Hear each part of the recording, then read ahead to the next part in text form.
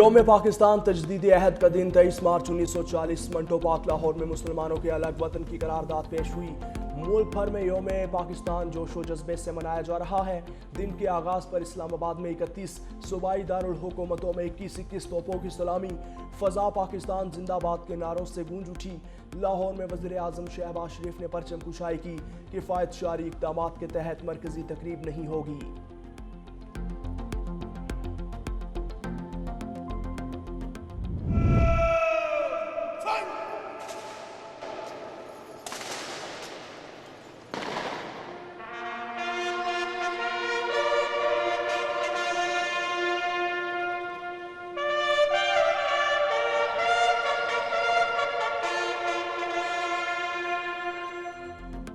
یوم پاکستان مزار قائد پر گارڈز کی تبدیلی کی پروقار تقریب، پاک نیوی کے دستے نے فرائض سنبھال لیے۔ وزیر اعلیٰ سندھ مراد علی شاہ اور گورنر نہال ہاشمی کی مزار قائد پر حاضری، فاتحہ خوانی کی۔ لاہور میں بھی مزار اقبال پر گارڈز کی تبدیلی کی پروقار تقریب، مہمان خصوصی ایئر وائس مارشل شاہد افضال نے پھولوں کی چادر چڑھائی اور فاتحہ خوانی کی۔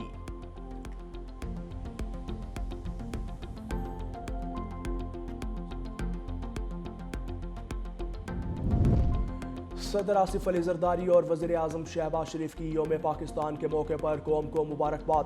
صدر مملکت نے کہا، آج ہی کے دن 1940 میں برِ صغیر کے مسلمانوں نے قرارداد پاکستان منظور کی، ایک علیحدہ وطن کے قیام کا نظریہ پیش کیا جہاں وہ اسلامک دار کے مطابق آزادانہ طور پر اپنی زندگی گزار سکیں۔ آج ہم اپنے بزرگوں کو خراج عقیدت پیش کرتے ہیں جن کی جدوجہد اور قربانیوں کے نتیجے میں پاکستان معرض وجود میں آیا۔ وزیر اعظم شہباز شریف نے کہا، 86 برس قبل برِ صغیر کی مسلم قیادت آزاد وطن کی بنیاد رکھنے کے لیے متحد ہوئی۔ 14 اگست 1947 کو قائد اعظم کی قیادت میں پاکستان حاصل کیا۔ بلا شبہ پاکستان ہمارے اسلاف کی قربانیوں کا ثبوت ہے۔ آج پاکستان کی تاریخ کا اہم دن ہے، ہم اپنے شہداء اور غازیوں کو سلام پیش کرتے ہیں۔ نائب وزیر اعظم اسحاق ڈار کا یوم پاکستان پر پیغام، کہا پاکستان اپنے جغرافیائی سرحدوں کے تحفظ کے لیے پرعزم ہے۔ حکومت کی کفایت شعاری پالیسی کے مثبت نتائج سامنے آ رہے ہیں۔ قائد اعظم کا خواب عظیم ریاست کا قیام ہے۔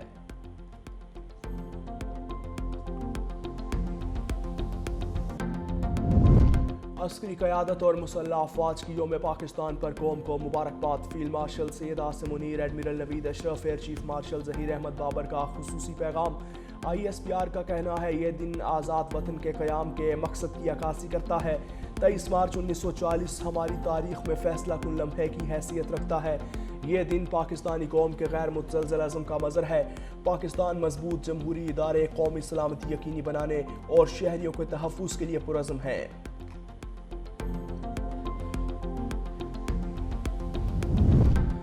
عہد کرتے ہیں پاکستان کو دنیا میں باوقار مقام دلانے کے لیے کوئی کسر اٹھا نہ رکھیں گے۔ یوم پاکستان پر وزیر اعلیٰ پنجاب مریم نواز کا پیغام، کہا آج کے دن برِ صغیر کے مسلمانوں کے لیے ایک الگ وطن کے قیام کی راہ ہموار ہوئی۔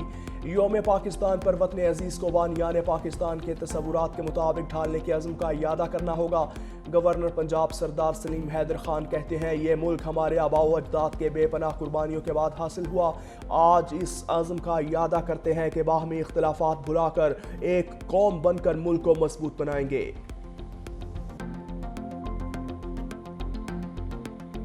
کئی مشکلات ہم نے دیکھی ہیں، لیکن ہمارے ملک کو طاقت دی شہید ذوالفقار علی بھٹو کے ایٹمی پروگرام نے، جس کی وجہ سے ہمارا دفاع مضبوط ہوا ہے۔ شہید محترمہ بینظیر بھٹو کے میزائل پروگرام نے، جس سے ہمارا دشمن خوف زدہ ہے۔ Chief of defence forces field marshal Asim Munir کی قیادت میں ہمارے ملک نے، ہمارے دفاع نے وہ صورت اختیار کی کہ دشمن، جیسے میں نے کہا، کہ میلی نظر سے ہمیں نہیں دیکھ سکتا۔ پاکستان کو چیلنجز سے نمٹنے کے لیے اتحاد کی ضرورت ہے، ہمیں اپنے اندرونی اختلافات کو ختم کرنا ہوگا۔ وزیر اعلیٰ سندھ مراد علی شاہ کی گفتگو، کہا پاکستان کو معاشی سماجی طور پر مستحکم بنانا ترجیح ہے۔ فیلڈ مارشل عاصم منیر کی قیادت میں پاک فوج دہشت گردی کے خلاف جنگ لڑ رہی ہے۔ پاکستان کے خلاف میلی آنکھ سے دیکھنے والوں کو کسی صورت معاف نہیں کیا جائے گا۔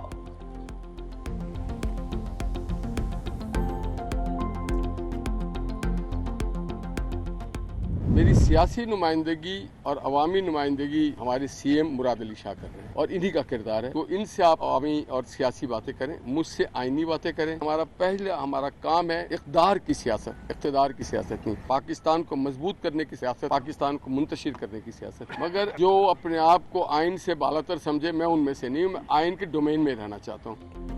گورنر سندھ نہال ہاشمی کہتے ہیں کسی کو معاف کرنا حکومت کا کام نہیں. اگر عدالت بانی پی ٹی آئی کو بے گناہ سمجھے تو معاف کرے. عدالتی معاملات میں مداخلت نہیں کر سکتے. ہم اقتدار کی سیاست کرتے ہیں, اقتدار کی نہیں. وزیر اعلیٰ سندھ کے ساتھ مل کر صوبے کے حق کی جنگ لڑیں گے.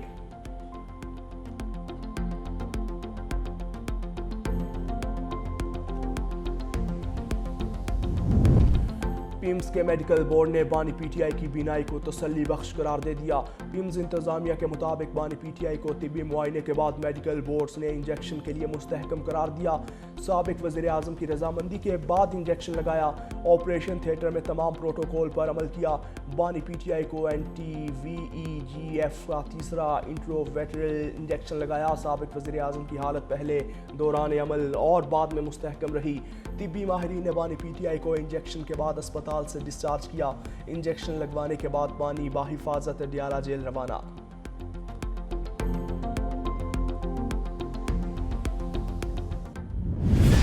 حکومت کا ہائی آکٹین پر لیوی 200 روپے بڑھانے کا فیصلہ. وزیر اعظم کی زیر صدارت ویڈیو لنک اجلاس. لگژری گاڑیوں میں استعمال ہونے والے ہائی آکٹین فیول پر لیوی 100 سے بڑھا کر 300 روپے کر دی گئی. فیصلے سے حکومت کو 9 ارب روپے ماہانہ بچت کی جائے گی, جس سے عوام کو ریلیف دیا جائے گا. وزیر اعظم شہباز شریف نے ہائی آکٹین کی قیمتوں کے حوالے سے نوٹس لیا تھا. فیصلے سے پبلک ٹرانسپورٹ, ہوائی جہازوں کے کرایوں میں کوئی اضافہ نہیں ہوگا.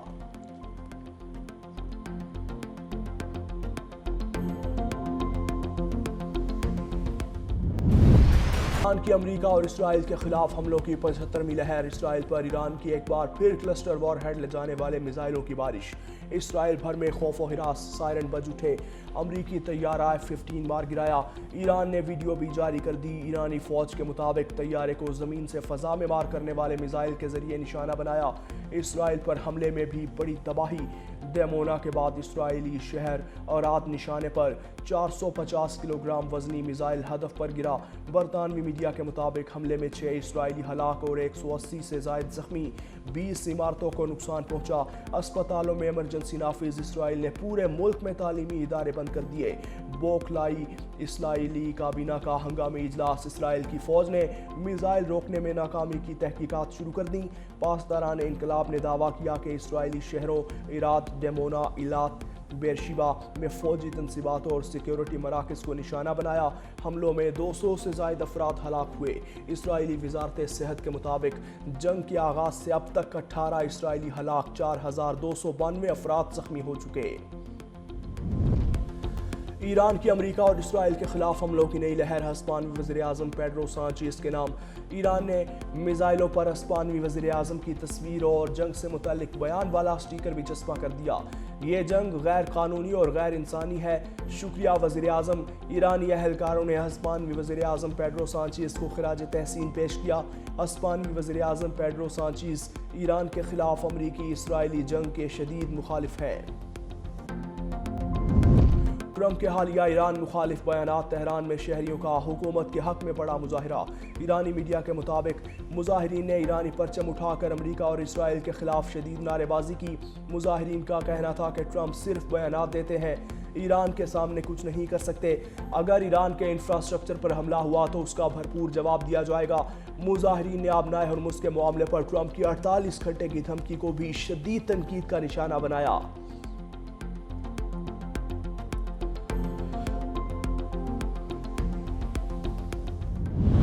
ایرانی میزائل حملے. صرف ایرانی عوام نے امریکہ اور اسرائیل کا بغاوت کا منصوبہ ناکام بنا دیا.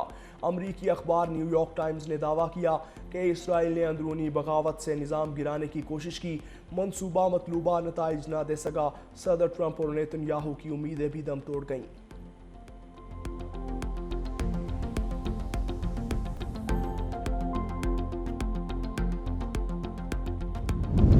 ایران کو دیا گیا الٹیمیٹم مثبت نتائج دے گا. صورتحال جلد واضح ہوگی. امریکی صدر ٹرمپ کا اسرائیلی میڈیا کو انٹرویو.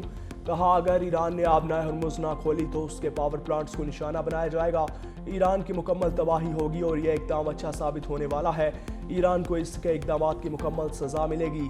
امریکی صدر کی نیٹو ممالک پر بھی تنقید، کہا نیٹو ممالک آبنائے ہرمز کھلوانے کے معاملے میں کوئی کردار ادا نہیں کر رہی۔ دوسری طرف برطانوی وزیر اعظم سر کیئر سٹارمر اور امریکی صدر ٹرمپ کا ٹیلی فونک رابطہ، دونوں رہنماؤں نے آبنائے ہرمز کھولنے پر بات کی۔